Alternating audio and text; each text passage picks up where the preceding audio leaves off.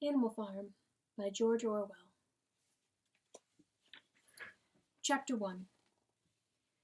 Mr. Jones, of the Manor Farm, had locked the hen houses for the night, but was too drunk to remember to shut the pop holes. With the ring of light from his lantern dancing from side to side, he lurched across the yard, kicked off his boots at the back door, drew himself a last glass of beer from the barrel in the scullery, and made his way up to bed, where Mrs. Jones was already snoring. As soon as the lights in the bedroom went out, there was a stirring and a fluttering all through the farm building. Word had gone round during the day that old Major, the prize middle white boar, had had a strange dream on the previous night and wished to communicate it to the other animals. It had been agreed that they should all meet in the big barn as soon as Mr. Jones was safely out of the way. Old Major, so he was always called, though the name under which he had been exhibited was Willingdon Beauty, was so highly regarded on the farm that everyone was quite ready to lose an hour's sleep in order to hear what he had to say. At one end of the big barn, on a sort of raised platform, Major was already ensconced on his bed of straw, under a lantern which hung from a beam. He was 12 years old, and had lately grown rather stout, but he was still a majestic-looking pig, with a wise and benevolent appearance, in spite of the fact that his tushes had never been cut. Before long the other animals began to arrive and make themselves comfortable after their different fashions. First came the 3 dogs, Bluebell, Jessie, and Pincher, and then the pigs, who settled down in the straw immediately in front of the platform. The hens perched themselves on the window-sills, the pigeons fluttered up to the rafters, the sheep and cows laid down behind the pigs and began to chew the cud. The 2 cart horses, Boxer and Clover, came in together, walking very slowly and setting down their vast hairy hoofs with great care, lest there should be some small animal concealed in the straw. Clover was a stout, motherly mare approaching middle life, who had never quite got her figure back after her 4th foal. Boxer was an enormous beast, nearly 18 hands high and as strong as any 2 ordinary horses put together. A white stripe down his nose gave him a somewhat stupid appearance, and in fact he was not of first-rate intelligence, but he was universally respected for his steadiness of character and tremendous powers of work. After the horses came Muriel, the white goat, and Benjamin, the donkey. Benjamin was the oldest animal on the farm and the worst-tempered. He seldom talked, and when he did, it was usually to make some cynical remark. For instance, he would say that God had given him a tail to keep the flies off, but that he would sooner have had no tail and no flies. Alone among the animals on the farm, he never laughed. If asked why, he would say he saw nothing to laugh at. Nevertheless, without openly admitting it, he was devoted to Boxer. The 2 of them usually spent their Sundays together in the small paddock beyond the orchard, grazing side by side and never speaking. The 2 horses had just lain down when a brood of ducklings, which had lost their mother, filed into the barn, cheeping feebly and wandering from side to side to find some place where they would not be trodden on. Clover made a sort of wall around them with her great foreleg, and the ducklings nestled down inside it and promptly fell asleep. At the last moment, Molly, the foolish, pretty white mare who drew Mr. Jones's trap, came mincing daintily in, chewing at a lump of sugar. She took a place near the front and began flirting her white mane, hoping to draw attention to the red ribbons it was plaited with. Last of all came the cat, who looked round, as usual, for the warmest place, and finally squeezed herself in between Boxer and Clover. There she purred contentedly throughout Major's speech, without listening to a word of what he was saying. All the animals were now present except Moses, the tame raven, who slept on a perch behind the back door. When Major saw that they had all made themselves comfortable and were waiting attentively, he cleared his throat and began. "Comrades, you have heard already about the strange dream that I had last night, but I will come to the dream later. I have something else to say first. I do not think, comrades, that I shall be with you for many months longer, and before I die, I feel it my duty to pass on to you such wisdom as I have acquired. I have had a long life, I have had much time for thought as I lay alone in my stall, and I think I may say that I understand the nature of life on this earth as well as any animal now living. It is about this that I wish to speak to you. Now, comrades, what is the nature of this life of ours? Let us face it. Our lives are miserable, laborious, and short.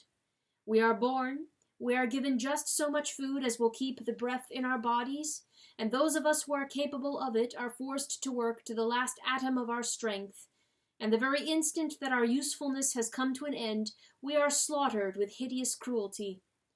No animal in England knows the meaning of happiness or leisure after he is a year old.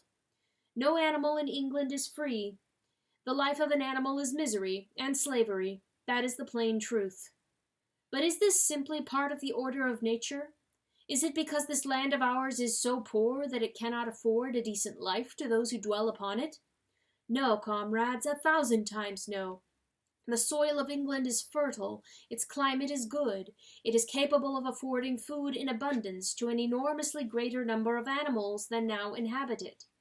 This single farm of ours would support 12 horses, 20 cows, hundreds of sheep, and all of them living in a comfort and a dignity that are now almost beyond our imagining. Why, then, do we continue in this miserable condition? Because nearly the whole of the produce of our labor is stolen from us by human beings. There, comrades, is the answer to all our problems. It is summed up in a single word: man. Man is the only real enemy we have. Remove man from the scene, and the root cause of hunger and overwork is abolished forever. Man is the only creature that consumes without producing. He does not give milk. He does not lay eggs. He is too weak to pull the plow. He cannot run fast enough to catch rabbits. Yet he is lord of all the animals. He sets them to work. He gives back to them the bare minimum that will prevent them from starving, and the rest he keeps for himself. Our labor tills the soil. Our dung fertilizes it, and yet there is not one of us that owns more than his bare skin. You cows that I see before me, how many thousands of gallons of milk have you given during this last year? And what has happened to that milk which should have been breeding up sturdy calves? Every drop of it has gone down the throats of our enemies. And you, hens, how many eggs have you laid in this last year, and how many of those eggs never hatched into chickens? The rest have all gone to market to bring in money for Jones and his men. And you, Clover, where are those 4 foals you bore, who should have been the support and pleasure of your old age? Each was sold at a year old. You will never see one of them again. In return for your 4 confinements and all your labor in the fields, what have you ever had except your bare rations and a stall? And even the miserable lives we lead are not allowed to reach their natural span. For myself I do not grumble, for I am one of the lucky ones. I am 12 years old, and have had over 400 children. Such is the natural life of a pig. But no animal escapes the cruel knife in the end. You young porkers who are sitting in front of me, every one of you will scream your lives out at the block within a year. To that horror we all must come. Cows, pigs, hens, sheep, everyone. Even the horses and the dogs have no better fate.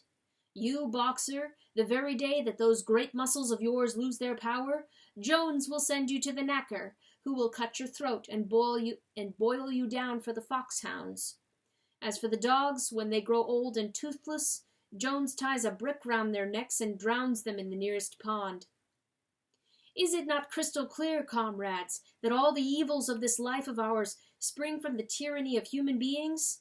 Only get rid of man, and the produce of our labor would be our own. Almost overnight we could become rich and free. What then must we do? Why work night and day, body and soul, for the overthrow of the Why work night and day, body and soul, for the overthrow of the human race? That is my message to you, comrades. Rebellion. I do not know when that rebellion will come. It might be in a week or in 100 years. But I know, as surely as I see this straw beneath my feet, that sooner or later justice will be done. Fix your eyes on that, comrades, throughout the short remainder of your lives. And above all, pass on this message of mine to those who come after you, so that future generations shall carry on the struggle until it is victorious. And remember, comrades, your resolution must never falter. No argument must lead you astray. Never listen when they tell you that man and the animals have a common interest, that the prosperity of the one is the prosperity of the others. It is all lies. Man serves the interests of no creature except himself. And among us animals, let there be perfect unity, perfect comradeship in the struggle. All men are enemies. All animals are comrades. At this moment there was a tremendous uproar. While Major was speaking, 4 large rats had crept out of their holes and were sitting on their hindquarters, listening to him. The dogs had suddenly caught sight of them, and it was only by a swift dash for their holes that the rats saved their lives. Major raised his trotter for silence. "Comrades," he said, "here is a point that must be settled. The wild creatures, such as rats and rabbits, are they our friends or our enemies? Let us put it to the vote. I propose this question to the meeting. Are rats comrades?" The vote was taken at once, and it was agreed by an overwhelming majority that rats were comrades. There were only 4 dissentients, the 3 dogs and the cat, who was afterward discovered to have voted on both sides. Major continued, "I have little more to say. I merely repeat, remember always your duty of enmity toward man and all his ways. Whatever goes upon 2 legs is an enemy. Whatever goes upon 4 legs or has wings is a friend. And remember also that in fighting against man, we must not come to resemble him. Even when you have conquered him, do not accept his vices.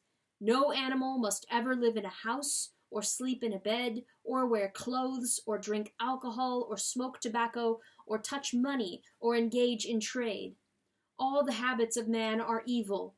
And above all, no animal must ever tyrannize over his own kind. Weak or strong, clever or simple, we are all brothers. No animal must ever kill any other animal. All animals are equal. And now, comrades, I will tell you about my dream of last night. I cannot describe that dream to you.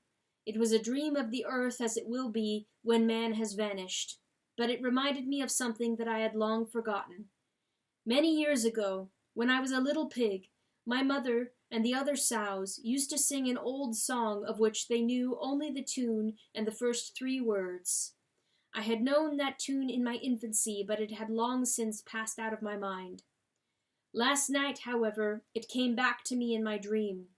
And what is more, the words of the song also came back. Words, I am certain, which were sung by the animals of long ago and have been lost to memory for generations. I will sing you that song now, comrades. I am old, and my voice is hoarse, but when I have taught you the tune, you can sing it better for yourselves. It is called Beasts of England. Old Major cleared his throat and began to sing. As he had said, his voice was hoarse, but he sang well enough, and it was a stirring tune, something between Clementine and La Cucaracha.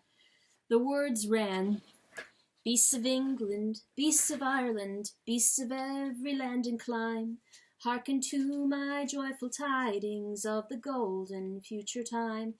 Soon or late the day is coming, tyrant men shall be o'erthrown, and the fruitful fields of England shall be trod by beasts alone. Rings shall vanish from our noses, and the harness from our back. Bit and spur shall rust forever, cruel whips no more shall crack. Riches more than mind can picture, wheat and barley, oats and hay, clover, beans, and mangel wurzels shall be ours upon that day. Bright will shine the fields of England, purer shall its waters be, sweeter yet shall blow its breezes on the day that sets us free. For that day we all must labor, though we die before it break. Cows and horses, geese and turkeys, all must toil for freedom's sake. Beasts of England, beasts of Ireland, beasts of every land and clime, hearken well and spread my tidings of the golden future time." The singing of this song threw the animals into the wildest excitement. Almost before Major had reached the end, they had begun singing it for themselves. Even the stupidest of them had already picked up the tune and a few of the words, and as for the clever ones, such as the pigs and the dogs, they had the entire song by heart within a few minutes. And then, after a few preliminary tries, the whole farm burst out into Beasts of England in tremendous unison. The cows lowed it, the dogs whined it, the sheep bleated it, the horses whinnied it, the ducks quacked it. They were so delighted with the song that they sang it right through 5 times in succession, and might have continued singing it all night if they had not been interrupted. Unfortunately, the uproar woke Mr. Jones, who sprang out of bed, making sure that there was a fox in the yard. He seized the gun which always stood in a corner of his bedroom, and let fly a charge of No. 6 shot into the darkness. The pellets buried themselves in the wall of the barn, and the meeting broke up hurriedly. Everyone fled to his own sleeping place. The birds jumped onto their perches, the animals settled down in the straw, and the whole farm was asleep in a moment.